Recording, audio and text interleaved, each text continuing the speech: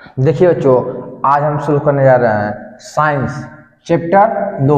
कल हमने बात किया था कल चैप्टर 1 पे, इसमें हमने आपको सारे चीज बता दिए थे और रासायनिक संतुलित समीकरण भी हमने आपको करा दिए थे, जिसमें 5 से 6 नंबर आप आसानी से पा सकते हैं। इस वीडियो में भी हम आपको चैप्टर 2 से 5 से 6 क्वेश्चन या 7 क्वेश्चन कराऊंगा, जिससे आप आसानी से 6 से 7 नंबर 8 नंबर पा सकते हैं। ये जितनी चीजें मैं बता रहा हूँ समझ लिए, सारे की सारी चीजें वेरी इंपॉर्टेंट है। इंपॉर्टेंट नहीं, वेरी इंपॉर्टेंट है,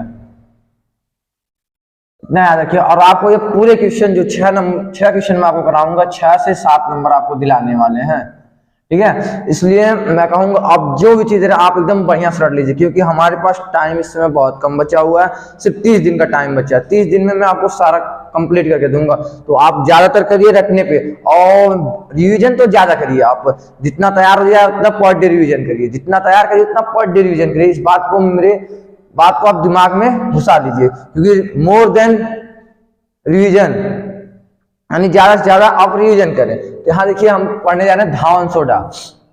यानी जब एग्जाम में पूछता तो ऐसे नहीं पूछता धावन सोडा, नहीं पूछेगा धावन सोडा का रासायनिक सूत्र बताइए। तो धावन सोडा का रासायनिक सूत्र क्या होगा? Sodium carbonate decahydrate. और अणुसूत्र पूछ देगा तो Na2CO3 10H2O, ये होगा इस तरीके से। और पूछ सकता है कि धावन सोडा बनाने की विधियां, तो पूछ देगा 2 नंबर 3 नंबर में। या तो पूछ सकता है धावन सोडा का जल के साथ अभिक्रिया कराइए, तो हम क्या करेंगे? जल के साथ इसका अभिक्रिया करके दिखा देंगे। तो हमने आपको सारा चीज यहाँ पे दिखा दिया है और बताने जा रहे हैं। और आपको इतना ध्यान में रखना है, इन सारी चीजों को माइंड में एकदम बढ़िया से फिट कर लेना है, क्योंकि ये सवाल इसी में से ही पूछा जाएगा आपको, ठीक है। तो हम बात करते हैं धावन सोडा। इसका अणुसूत्र होता है Na2CO3 10H2O। रासायनिक नाम होता है सोडियम कार्बोनेट डेकाहाइड्रेट होता है। और इसकी बनाने की विधियां देखिए, इसके हम बनाते कैसे हैं? तो धावन सोडा का उत्पादन साल्वे प्रक्रम, याद रखिएगा, साल्वे प्रक्रम द्वारा किया जाता है।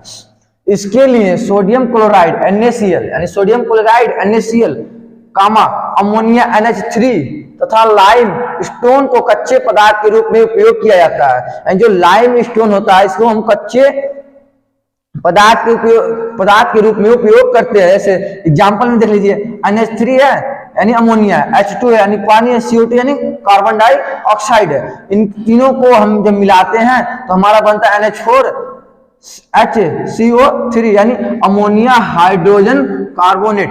तो आपको क्या करना है? इसको याद कर लेना है यहां से यहां तक, और इसको एक बार पढ़ लेना। आपको बढ़िया से पढ़ लीजिए कि कैसे बनता है। अब आगे बात करते हैं, बोल देगा जल के साथ अभिक्रिया कराइए। ये सारे क्वेश्चन अलग अलग पूछेगा, एक में नहीं पूछेगा। हम आपको एक में इसलिए दिखा दे रहे हैं ताकि आपको बढ़िया से याद हो जाए। जल के साथ अभिक्रिया तो Na2CO3 + 2H2O। अब इसको किसके साथ अभिक्रिया कराना है? जल के साथ। जल के साथ अभिक्रिया कराना तो क्या बना? 2NaOH + H2CO3 यानी कास्टिक सोडा हमारा बन के तैयार हो गया। तो ये हमारा जो बना है अभी कास्टिक सोडा हो गया। अब यहाँ जब हम अभिक्रिया जल के साथ करें तो क्या बन रहा है? कास्टिक सोडा + H2CO3, ये बन के हमारा तैयार हो गया। तो आप इसको भी आपको क्या करना है? याद कर लेना। अब सेम बात करते हैं बेकिंग सोडा या खाने का सोडा। इसे इसका नाम बेकिंग सोडा भी है और खाने का सोडा भी। तो इसका अणुसूत्र जो होता है NaHCO3 होता है। इसका रासायनिक नाम होता है सोडियम बाइकार्बोनेट। अब इसके बनाने की विधि की बात कर ले तो सोडियम कार्बोनेट के जली विलयन में CO2 गैस प्रवाहित करते हैं, यानी CO2 का मतलब कार्बन डाइऑक्साइड गैस प्रवाहित करते हैं। यानी सोडियम कार्बोनेट के जली विलयन में कार्बन डाइऑक्साइड गैस प्रवाहित करते हैं, नहीं sorry CO2 carbon dioxide gas प्रवाहित करते हैं, पर सोडियम बाइकार्बोनेट के श्वेत क्रिस्टल प्राप्त होते हैं। तो जब हम इसमें क्या करते हैं? सोडियम कार्बोनेट के जली विलयन में CO2 यानी कार्बन डाइऑक्साइड गैस प्रवाहित करते हैं, या करने पर सोडियम बाइकार्बोनेट के श्वेत क्रिस्टल क्या होते हैं? प्राप्त होते हैं।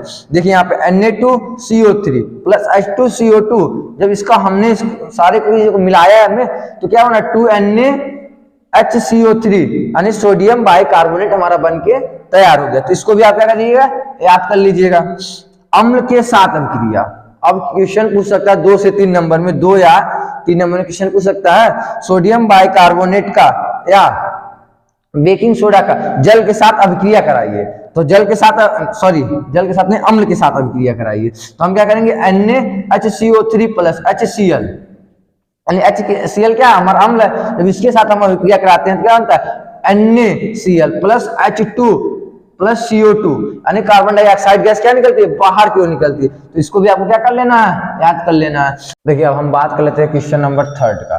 फिटकरी, फिटकरी का अणु सूत्र होता है K2SO4Al2SO4 का थ्राइस इंटू 24H2O, यह जो होता है अणु सूत्र होता है। अब फिटकरी का अधिकतर अणु सूत्र ही पूछते हैं, ना कि इसका रिएक्शन पूछता है, ना इसकी पानी से क्रिया कराइए, अम्ल से क्रिया कराइए, कुछ नहीं पूछता। फिटकरी का सिर्फ यही पूछता है कि इसका सूत्र क्या होगा, अणु सूत्र क्या होगा, रासायनिक नाम क्या होगा। तो इसका अणु सूत्र क्या होगा, K2SO4Al2SO4 का थ्राइस इंटू 24H2O, और रासायनिक नाम क्या होगा, पोटेशियम एल्युमिनियम सल्फेट, यानी रासायनिक नाम पूछेगा क्या होगा, पोटेशियम एल्युमिनियम सल्फेट इसका होगा। यानी फिटकरी भी खत्म हो गया हमारा। अब व्यंजक चूर्ण या ब्लीचिंग पाउडर की बात कर ले, यानी व्यंजक चूर्ण को ही हम ब्लीचिंग पाउडर भी कहते हैं।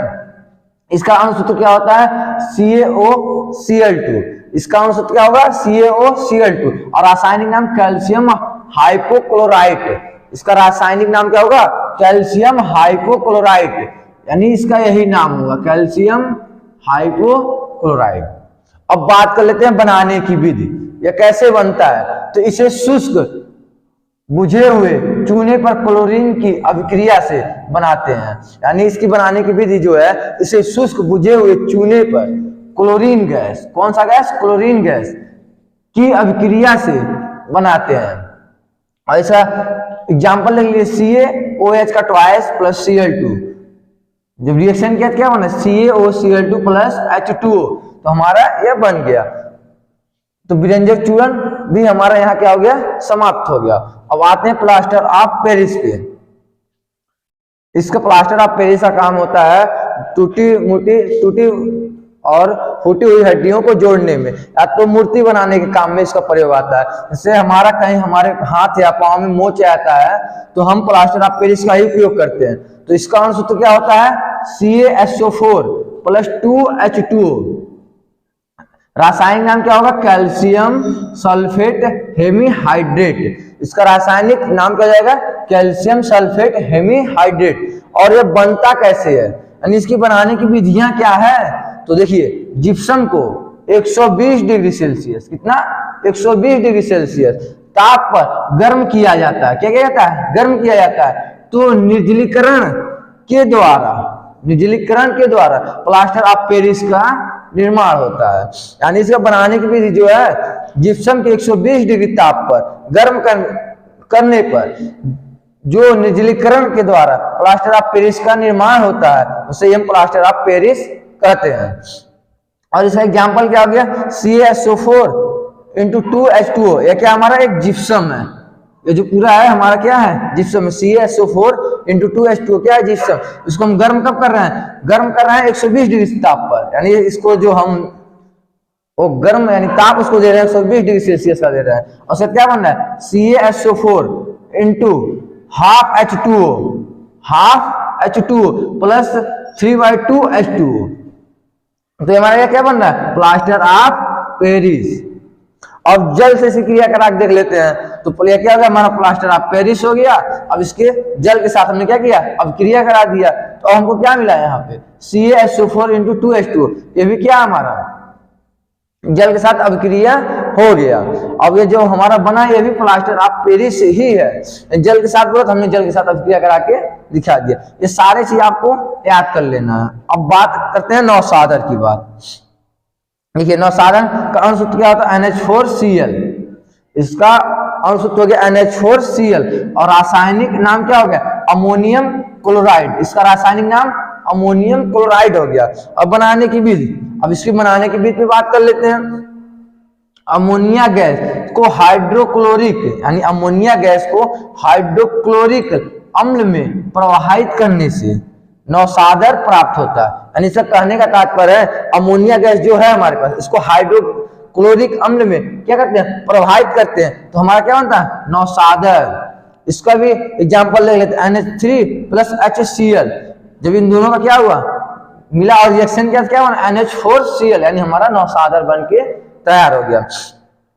मैंने आपको टोटल इसमें 6 क्वेश्चन कराए हैं जो बोर्ड की दृष्टि से बहुत इंपॉर्टेंट है। आप इन 6 क्वेश्चन को बढ़िया से पढ़ लीजिए और याद कर लीजिए, तो आपको बोर्ड में नंबर बहुत अच्छे आ सकते हैं। और जितने सारे बताए सारे के सारे पूछे जाते हैं, इसमें से 1 से या 2 क्वेश्चन आपका बोर्ड में आएगा ही आएगा, मेरी 100% की गारंटी है।